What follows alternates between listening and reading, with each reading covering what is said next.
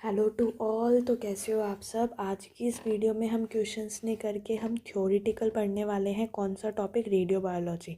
Theoretical का मतलब है कि बहुत ही हम इसको इजी और सिंपलेस्ट वे में पढ़ेंगे, सीधा पॉइंट टू पॉइंट चलेंगे और उन पॉइंट्स पे चलेंगे जहाँ से कि एमसीक्यूज़ आने की पॉसिबिलिटीज़ बहुत ज़्यादा रहती है। ठीक है, पॉइंट टू पॉइंट चलेंगे कि भाई रेडियो बायोलॉजी क्या होता है, रेडिएशन का इंटरेक्शन कौन सा होता है। फिर देखेंगे एलईटी के बारे में, क्योंकि यही पूछता है कि लो एलईटी रेस कौन सी है, हाई एलईटी कौन सी है। आरबीए डिस्कस करेंगे, ओईआर के बारे में पढ़ेंगे और सब उतना उतना ही पढ़ेंगे जहाँ से कि एमसीक्यूज़ आने की पॉसिबिलिटी बहुत ज़्यादा होती है। तो रेडियो बायोलॉजी को हम करने वाले हैं बहुत ही कम टाइम में, ईजीएस्ट वे में, और सीधा हिट करेंगे जो हमारे लिए गेन और जो प्रोडक्टिव टॉपिक्स हैं जहाँ से कि एमसीक्यूज़ बनने के चांसेस होते हैं, सीधा हम उन पे फोकस करते जाएंगे। It's like a short and quick and easiest revision of radio biology. तो स्टार्ट करते हैं। स्टार्ट करने से पहले मैं आप सबको एस्पायरेंट्स की टेस्ट सीरीज़ के बारे में इंफॉर्मेशन दे देती हूँ। जो भी ऐसे स्टूडेंट्स हैं जो प्रिपेयर कर रहे हैं रेडियोग्राफर के एग्ज़ाम्स के लिए, वो बिल्कुल रेडियोलॉजी का कंप्लीट कोर्स बाय कर सकते हैं, जो कि फ्री है। फर्स्ट 7 डेज़ के लिए बिल्कुल फ्री मिलेगा आपको ये सारा content, test paper, MCQ, PDF, topic wise content, one liner solution, chat doubt support, ये सब आपको प्रॉपर फ्री मिलेंगे फर्स्ट 7 डेज़ के लिए। आप 7 डेज़ में अच्छे से इनको एनालाइज कर सकते हो। उसके बाद भी अगर आप कोर्स लेते हो तो वो आपको ओनली 399 में अवेलेबल होगा, जिसके ऊपर भी अगर आप प्रोमो कोड लगाओगे रेडिएशन तो आपको 5% ऑफ मिलेगा। और आप जल्दी से जाके ऐप को डाउनलोड कर लीजिएगा, लिंक आपको नीचे डिस्क्रिप्शन में मिल जाएगा। ठीक है, तो स्टार्ट करते हैं रेडियो बायोलॉजी। तो सबसे पहले हम देखेंगे और बेसिक लैंग्वेज में चलेंगे, ऐसा नहीं कि हम सिर्फ प्रॉपर इंग्लिश में ही लिखते जाएंगे, जिससे कि ईजीएस्ट लैंग्वेज में चलेंगे, बोथ में चलते जाएंगे, मैसेज वाली लैंग्वेज में चलेंगे कि सबको अच्छे से सीधा माइंड पे हिट करे, जैसे रेडिएशन डीएनए को हिट करता है। ठीक है, और जल्दी से आपको वो एक गो थ्रू हो जाए। तो रेडियो बायोलॉजी क्या होता है? रेडियो बायोलॉजी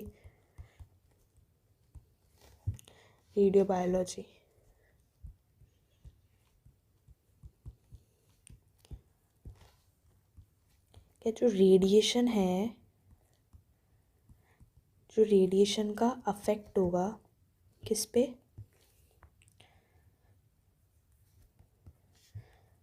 लिविंग सेल्स पे, टिश्यूज़ पे एंड ऑर्गन्स पे, वो क्या होता है? Radio biology.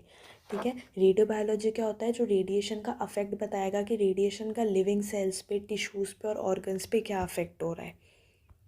ठीक है, रेडिएशन डीएनए को कैसे डैमेज करती है, सेल्स कैसे मर सकते हैं, कैसे रिपेयर होते हैं, कैसे टिश्यू रेस्पॉन्ड करता है, रेडियोथेरेपी क्यों इफेक्टिव होता है, ये सब।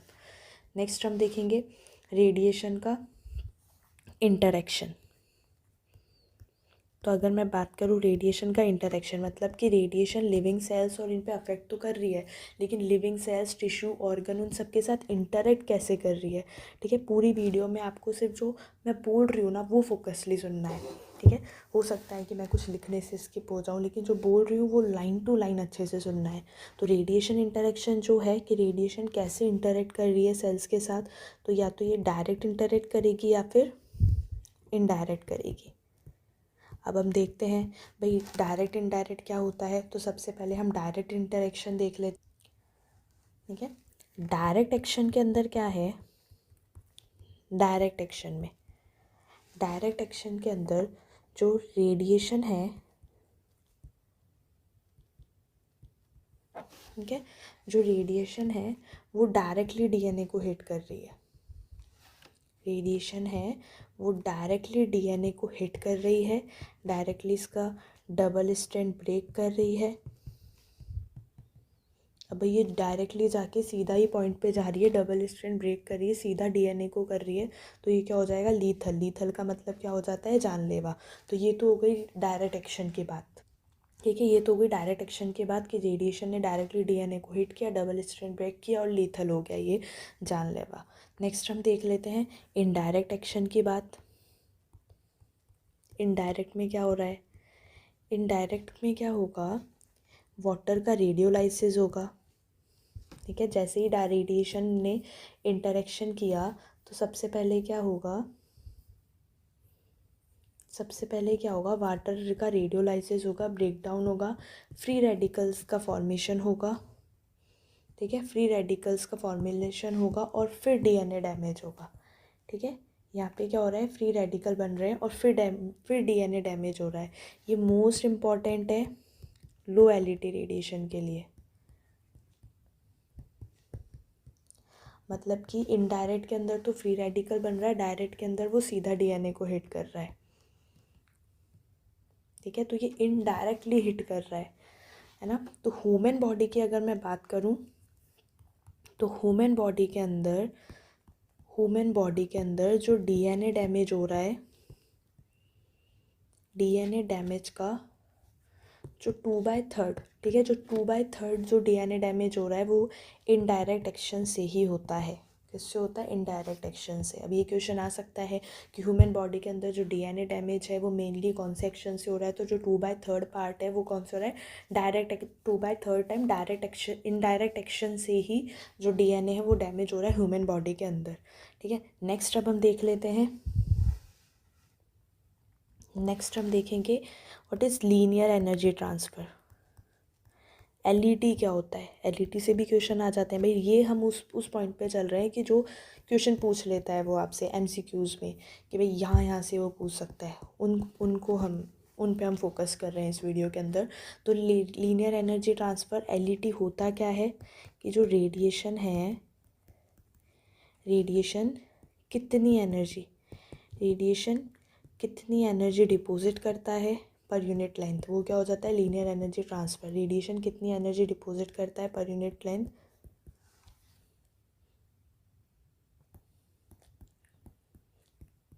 That is linear energy transfer. अब हाई लीनियर एनर्जी ट्रांसफ़र वाले कौन से हो जाते हैं, ठीक है। तो देखते हैं हम हाई एलईटी वाले कौन से हो जाते हैं। हाई एलईटी होती है अल्फ़ा न्यूट्रॉन्स, इनकी क्या होती है, high LET, high linear energy transfer. Low LET वाले कौन से होते हैं, एक्स रेज, गामा रेज, ठीक है। डिफरेंस क्या हो जाता है भाई, हाई एलईटी है, सीवियर डैमेज होगा, मतलब जितनी ज़्यादा लीनियर एनर्जी ट्रांसफ़र होगी हाई आयनाइजेशन होगा, डैमेज ज़्यादा होगा और हाई इफेक्टिवनेस, मतलब कि जो अल्फ़ा रेज है वो क्या है, मोस्ट डैमेजिंग रेज, ठीक है। नेक्स्ट अब हम देख लेंगे आरबीई क्या होता है,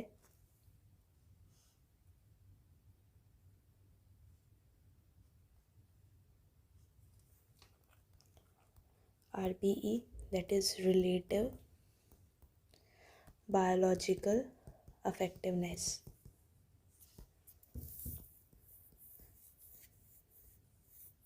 फॉर्मूला क्या हो जाता है इसका, डोज ऑफ रेफरेंस अपॉन में डोज ऑफ टेस्ट रेडिएशन जो है, ठीक है। अब ये अकॉर्डिंग टू कंडीशन हम ये फार्मूला ऐसे चेंज हो जाता है भाई, रेफरेंस में किसका लिया है टेस्ट रेडिएशन किसका, वो लिख देते हैं, तो dose of reference upon dose of test radiation. ये देखना कि भाई जिनकी हाई एलईटी है वो उनका रिलेटिव बायोलॉजिकल इफेक्टिवनेस भी हाई होगा। जैसे कि अल्फ़ा का अगर हाई एलईटी है तो उसका आरबी भी हाई हो जाएगा और लो एलईटी वालों का आरबी भी लो हो जाएगा। बेसिकली क्या हो गया, LET is directly proportional to RB, ठीक है। नेक्स्ट हम देख लेते हैं ओ ई आर क्या हो जाएगा, that is oxygen enhancement ratio. क्या होता है ऑक्सीजन एनहांसमेंट रेशो,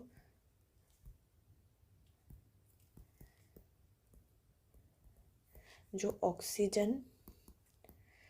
ऑक्सीजन है वो रेडिएशन डैमेज को इंक्रीज़ करती है, ठीक है। इजी लैंग्वेज में चलते हैं, ऑक्सीजन रेडिएशन डैमेज को इंक्रीज़ करती है,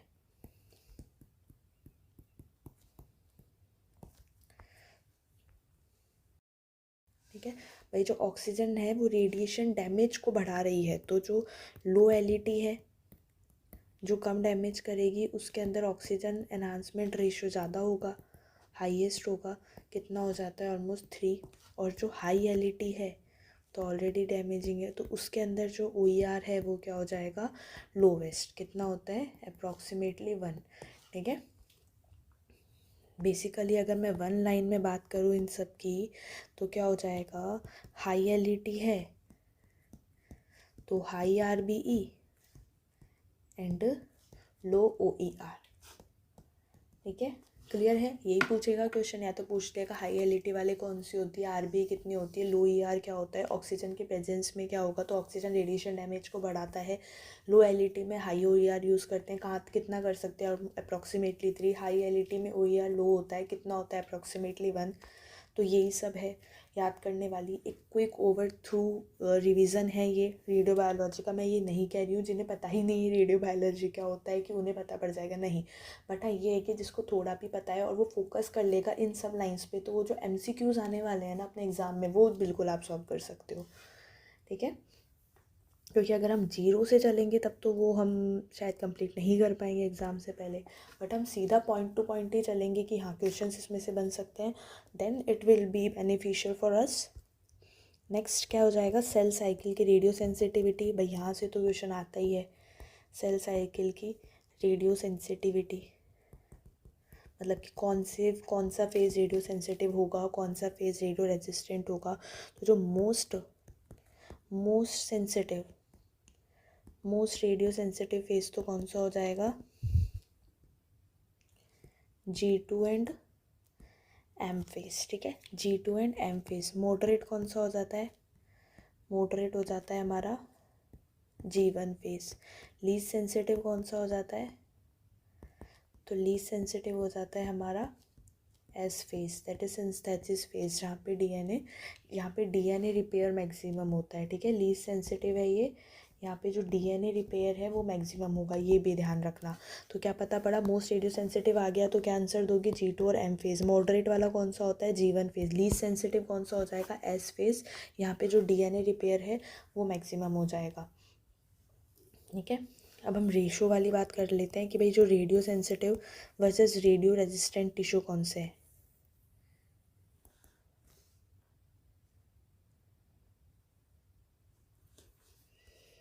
radio sensitive versus radio resistant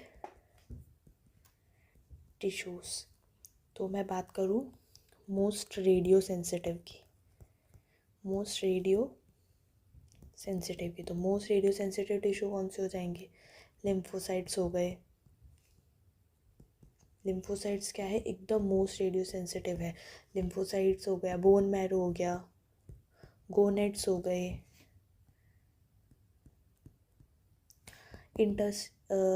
intestine lining हो गई, इंटेस्टाइनल लाइनिंग, एम्ब्रियो फीट या फिर फीटस, ये क्या है? मोस्ट रेडियो सेंसिटिव टिश्यूज़ और ऑर्गन्स।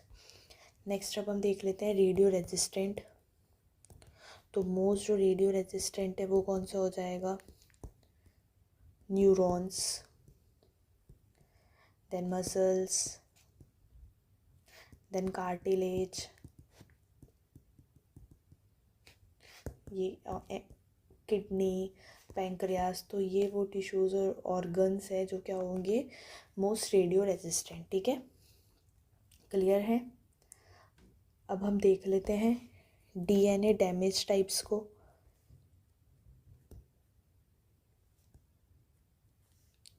तो जो रेडिएशन है वो मेनली DNA को ही डैमेज करती है। ठीक है, सिंगल स्ट्रैंड अगर ब्रेक हुआ है DNA का, अगर सिंगल स्ट्रैंड ब्रेक हुआ है तो ये कॉमन है, रिपेयर्ड हो जाएगा। और अगर DNA का DSB मतलब डबल स्ट्रैंड ब्रेक हुआ है तो ये क्या हो जाएगा? लीथल, मतलब कि जानलेवा। ठीक है, नेक्स्ट अब हम एक सेल सर्वाइवल कर्व भी देख लेते हैं। सेल सर्वाइवल कर्व, इसके अंदर क्या होगा कि जो लो एलईटी वाले हैं, ठीक है, लो एलईटी वाले जैसे कि एक्स रेज, गामा रेज, इसका जो कर्व है वो कैसा हो जाएगा? शोल्डर्ड कर्व, भी मैं बताऊंगी। और जो शोल्डर्ड कर्व, जो इस शोल्डर वाला है, वो क्या रिप्रेजेंट करेगा, रिपेयर जोन। ठीक है, क्योंकि ये तो डायरेक्ट हिट कर नहीं रहा, ये क्या कर रहा है, ये रिपेयर हो सकता है। हाई एलिटी वाले क्या है, जो ज़्यादा डैमेज करेंगे, उनका कैसा होगा कर्व, स्ट्रेट लाइन। ठीक है, इनका स्ट्रेट लाइन है, ये लीथल है। क्या हो रहा है बेसिकली, कोई शोल्डर कर्व ही नहीं बन रहा, कोई रिपेयर ही नहीं हो रहा, सीधा क्या हो रहा है, डैमेज हो रहा है। अभी कितना डैमेज हुआ है, क्या हुआ है, ये हम एलक्यू मॉडल से, अच्छा पहले ना इसका हम कर्व देख लेते हैं। ठीक है, कि इसका जो कर्व है वो कैसा बनता है।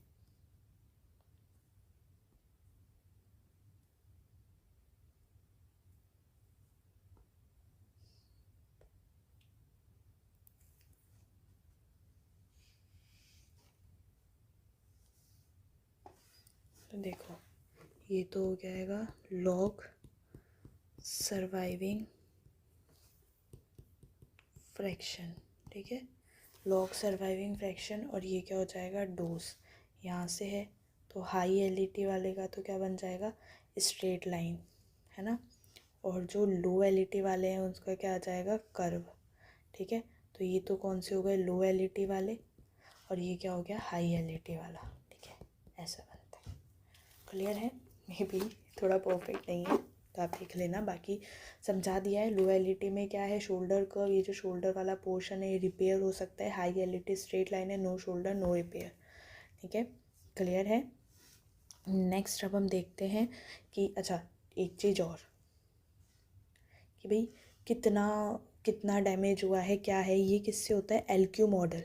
ठीक है, लीनियर क्वाड्रेटिक मॉडल, इसको ज़्यादा डीप में तो नहीं देखेंगे, बाकी इतना बता देती हूँ। लीनियर क्वाड्रेटिक मॉडल है जिसका फॉर्मूला हो जाता है E minus alpha D plus beta D का स्क्वायर, कि भाई कितना डैमेज हुआ है इसके लिए। अल्फ़ा तो सिंगल हिट और बीटा डबल हिट डिस्क्राइब करेगा। यहाँ पे ज़्यादा डीप में नहीं जाएंगे इसके, हमें बस इतना याद रखना है, एलक्यू मॉडल मेज़रमेंट में काम आ रहा है। ठीक है, नेक्स्ट अब हम देख लेते हैं जो कि वो भी मेन है, वो क्या है, 4R जो है रेडियो बायोलॉजी के, 4Rs ऑफ रेडियो बायोलॉजी। ये 4R क्या है, रिपेयर। सबसे पहला होता है रिपेयर, कि जो नॉर्मल सेल्स हैं वो तो रिपेयर हो रहे हैं। ठीक है, नॉर्मल सेल्स रिपेयर ज़्यादा होंगे, और जो ट्यूमर सेल्स हैं वो कम हो रिपेयर। ठीक है, उनको रिपेयर होने का टाइम ना मिले। ठीक, ये तो हो गया पहला। दूसरा है हमारा रीपॉपुलेशन। रीपॉपुलेशन क्या हो जाता है, बेसिकली ये है कि सेल्स जो हैं वो ट्रीटमेंट के बीच में ग्रो कर रहे हैं। ठीक है, फिर से अपनी वो पॉपुलेशन ला रहे हैं, सेल्स जो है वो ट्रीटमेंट के बीच ग्रो करते हैं। ये क्या हो गया हमारा, रीपॉपुलेशन। थर्ड है रीडिस्ट्रीब्यूशन। रीडिस्ट्रीब्यूशन में क्या हो जाएगा कि जो सर्वाइविंग सेल्स हैं, सर्वाइविंग सेल्स साइकिल में सेंसिटिव फेज में आ जाएंगे। ठीक है, मतलब कि अब वो रेडिएशन से क्या हो रहे हैं, सेंसिटिव हो रहे हैं, रीडिस्ट्रीब्यूशन हो रहा है। रीऑक्सीजनेशन का मतलब क्या हो जाएगा,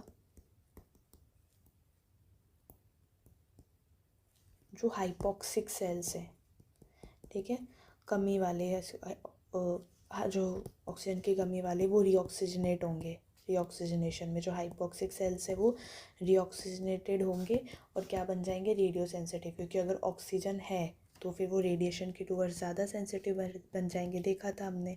तो जो हाइपोक्सिक सेल्स है वो हाइपोक्सिक सेल से रीऑक्सीजनेटेड होंगे और रेडियो सेंसिटिव बन जाएंगे। तो बेसिकली मैंने बहुत ही ईजी लैंग्वेज में बता दिया है क्या बोलते हैं ये रिपेयर में नॉर्मल सेल्स रिपेयर ज़्यादा होंगे, ट्यूमर सेल्स को रिपेयरिंग कम होना चाहिए। रीपॉपुलेशन के अंदर सेल्स जो हैं वो ट्रीटमेंट के बीच ग्रो कर रहे हैं। रीडिस्ट्रीब्यूशन सर्वाइविंग सेल साइकिल में सेंसिटिव फेज़ में आ जाते हैं। रीडिस्ट्रीब्यूशन फेज़ में ये रीऑक्सीजनेशन में जो हाइपोक्सिक सेल्स है, जो ऑक्सीजन की कमी वाले सेल्स है, वो रीऑक्सीजनेटेड होंगे और रेडियो सेंसिटिव बन जाएंगे, क्योंकि ऑक्सीजन के प्रेजेंस में जो रेडिएशन है वो ज़्यादा सेंसिटिव होगी। नेक्स्ट हम एक और देख लेते हैं फ्रैक्शनेशन कंसेप्ट। फ्रैक्शनेशन कंसेप्ट का मतलब हो गया कि जो रेडिएशन है वो हम किस अकॉर्डिंग, रेडियोथेरेपी के अंदर जो रेडिएशन है उसको किस अकॉर्डिंग हम फ्रैक्शनेशन में दे रहे हैं, मतलब एक साथ तो दे नहीं रहे, हम फ्रैक्शनेशन कर रहे हैं तो किस अकॉर्डिंग कर रहे हैं। तो एक तो हो जाता है कन्वेंशनल के अंदर हम क्या करते हैं, एक दिन में 2 ग्रे देते हैं, ठीक है, 2 ग्रे पर डे। हाइपोफ्रैक्शन की अगर मैं बात कर दूँ, हाइपोफ्रैक्शन से मतलब हाइपो का मतलब क्या हो जाएगा कि डोज तो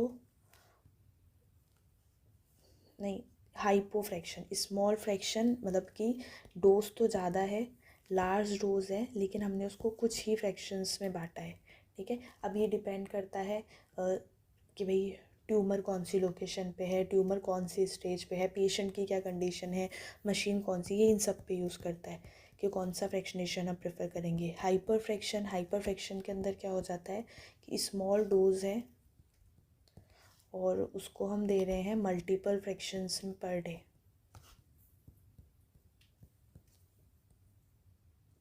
या फिर इसका अपोजिट हो गया ना, हाइपर फ्रैक्शनेशन का मतलब कि हाँ मतलब वही लो डोज, और फ्रैक्शनेशन क्या हो गए, हाइयर फ्रैक्शनेशन, मतलब डोज को अब मैंने हाइयर फ्रैक्शनेशन में बांट दिया। एक्सेलरेटेड में क्या हो जाएगा, एक्सेलरेटेड का मतलब सेम ही डोज को हम कैसे दे रहे हैं, कम टाइम में दे रहे हैं। कम टाइम में देने का मतलब क्या हो गया कि पहले उसको ज़्यादा टाइम में दे रहे थे, अब सेम डोज को हम कोशिश कर रहे हैं कम कम टाइम में दे। अच्छा, बीईडी का कंसेप्ट क्या हो जाएगा, simply biological effective dose, higher BED more biological effect,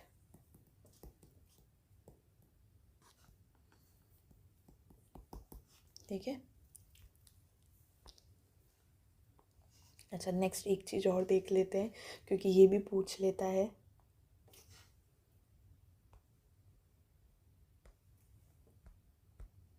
वो क्या है, radiation syndrome,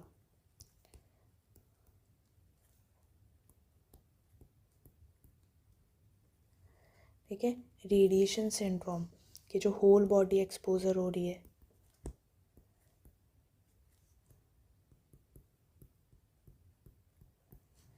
haematopoietic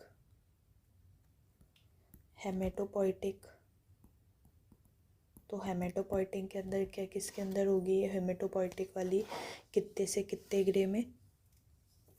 haematopoietic syndrome bone marrow, इसके अंदर क्या हो जाएगा, बोन मैरो फेलियर हो जाएगा, 2 से 8 ग्रे पे ये हो जाती है, ठीक है।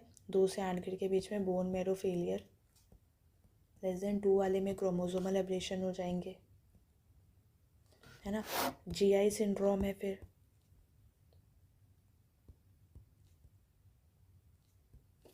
कई देखो ये वह जो है ना, अब कई में है ना 2 से 5 दे रखा है हेमेटोपोइटिक, जीआई दे रखा है 5 से 15, और फिर 15 से सीएनएस सिंड्रोम, तो सब में ही अलग अलग है ना डेटा। तो इसको ही थोड़ा फ्लक्चुएटिंग है हर जगह पे, मैं बहुत सारी जगह देखा, किसी में कई बहुत जगहों पे ये है, कईयों पे 2 से 5, 5 से 15, और फिर मोर देन 15 पे सीएनएस है, ठीक है। जीआई सिंड्रोम क्या है, 8 से 20, इसके अंदर क्या हो जाएगा, इंटेस्टाइन डैमेज हो रही है।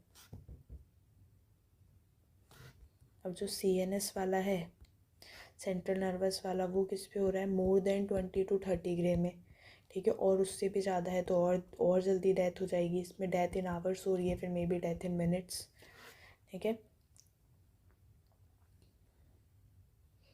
और क्या बच जाएगा, अच्छा रेडिएशन अफेक्ट्स भी देख लेते हैं, एक जो स्टोकास्टिक और डेटर्मिनिस्टिक अफेक्ट्स होते हैं, है ना, यहाँ ये भी पूछा जाता है भाई। स्टोकास्टिक अफेक्ट्स क्या हो जाते हैं, जिसके अंदर क्या होगा, स्टोकास्टिक के अंदर क्या होगा, जो प्रोबेबिलिटी है डोज की, प्रोबेबिलिटी है इस अफेक्ट के होने की, कि भाई ये अफेक्ट हो सकता है, उसकी प्रोबेबिलिटी है, तो ये जो प्रोबेबिलिटी है अफेक्ट के होने की, वो बढ़ेगी डोज के साथ, ठीक है। प्रोबेबिलिटी इंक्रीजेज विथ डोज,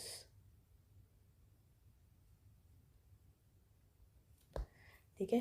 जो प्रोबेबिलिटी है डोज के होने की वो बढ़ेगी, इसमें कोई थ्रेशोल्ड नहीं होगा, इसमें कोई थ्रेशोल्ड नहीं होगा। इसका एग्जांपल क्या हो जाएगा, कैंसर और जेनेटिक इफेक्ट पूछ लिया, इनमें से कौन सा स्टोकास्टिक इफेक्ट है, ऑप्शन में जो भी कोई कैंसर है या कोई जेनेटिक इफेक्ट है तो वो हो जाएगा आंसर की ये स्टोकास्टिक इफेक्ट है। प्रोबेबिलिटी बढ़ेगी डोज के साथ, कोई थ्रेशोल्ड वैल्यू नहीं है इसके अंदर। नेक्स्ट है डिटर्मिनिस्टिक।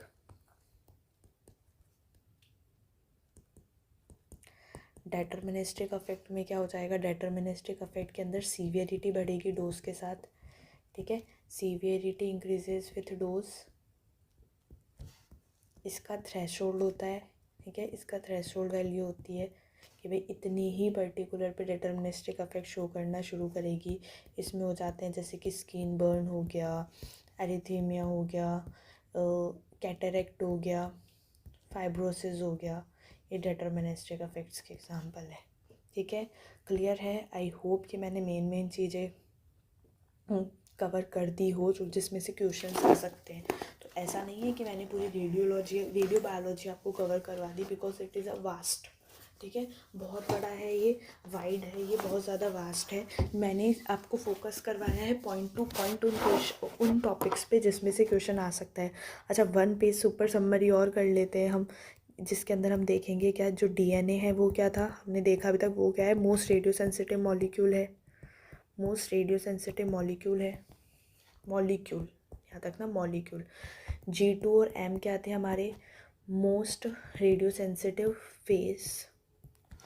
अगर LET ज़्यादा है तो जो RB है वो भी ज़्यादा है, और जो OER है वो क्या रहेगा, लो।